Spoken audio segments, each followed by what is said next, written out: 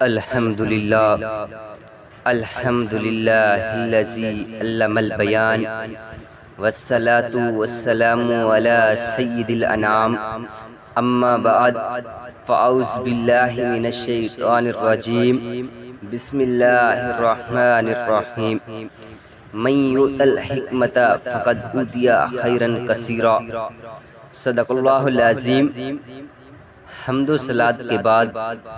آج جو عنوان تحت حکم آیا اور فقیر کے کلمات کی زینت بنا وہ ہے اعلیٰ حضرت علیہ رحمہ کی علوم و فنون پر مہارت تامہ۔ برادران اسلام، عادت خداوندی یہ رہی ہے کہ جب وہ کسی نبی کو مبعوث فرماتا اور اس نبی کی بعثت کو کچھ عرصہ گزر جاتا تو کفر کی تاریکیاں دوبارہ سر اٹھانے لگتی، فتنے سر اٹھانے لگتے تو باری تعالیٰ نبی آخر کو مبعوث فرما دیتا۔ لیکن جب خاتم النبیین علیہ الصلاۃ والتسلیم کی تشریف آوری ہوئی تو سلسلہ نبوت قطعی طور پر منقطع ہو گیا۔ پھر سوال یہ پیدا ہوا کہ اب کفر و ظلمت کے اندھیروں کو مٹانے اور فتنوں کی سرکوبی کا فعل کون سر انجام دے گا؟ تو اس امر عظیم کے لیے رب تعالیٰ نے امت مصطفیٰ علیہ الصلوۃ والسلام میں سلسلہ مجددین کو جاری فرما دیا، جو ہر صدی کے سرح پر تشریف لاتے ہیں اور دین مصطفیٰ کی تقویت کے لیے امور کشیدہ سر انجام دیتے ہیں اور تمام تر اٹھنے والے نت نئے فتنوں کا کلا کما کرتے ہیں۔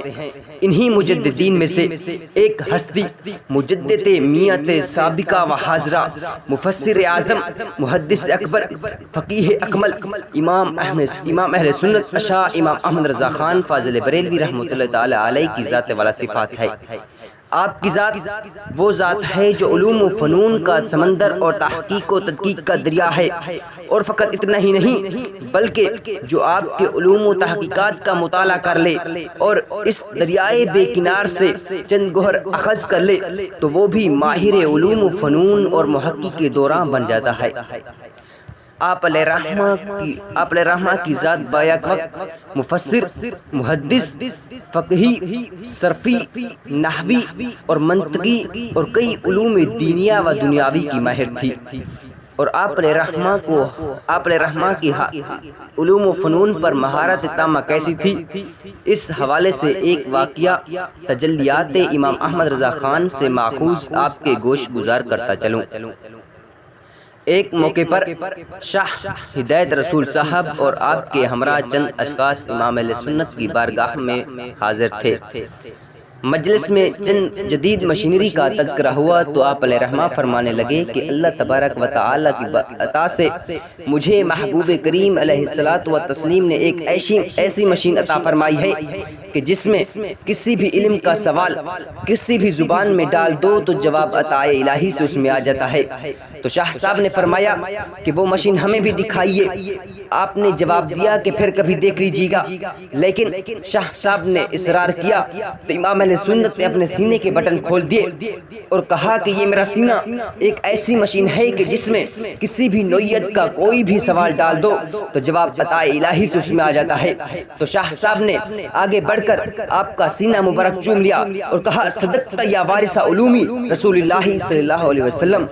اے امام الانبیاء کے علوم کے وارث حقیقی، آپ نے سچ اور حق فرمایا۔ یہ ہے امام اہل سنت کی علوم و فنون پر مہارت تامہ۔ عزیزان ملت، آپ علیہ رحمہ کو حاصل شدہ علوم کی تعداد جو آپ نے خود بیان فرمائی ہے وہ 59 ہے، جن میں سے 21 کسبی اور 38 علوم وحبی ہیں۔ بعد میں مزید تحقیق کی گئی تو تعداد علوم 105 تک گئی۔ پھر عبدالستار حمدانی کی تحقیق کے مطابق جو کہ طارق الانوار مصباحی صاحب نے کی، وہ یہ ہے کہ امام موصوف جن علوم پر ید تولی رکھتے تھے ان کی تعداد 562 ہے۔ تبھی تو کسی نے کیا خوب کہا کہ کس طرح اتنے علم کے دریا بہا دیے، کس طرح اتنے علم کے دریا بہا دیے، علماء حق کی عقل تو حیران ہے آج بھی، علماء حق کی عقل تو حیران ہے آج بھی۔ وما علیہ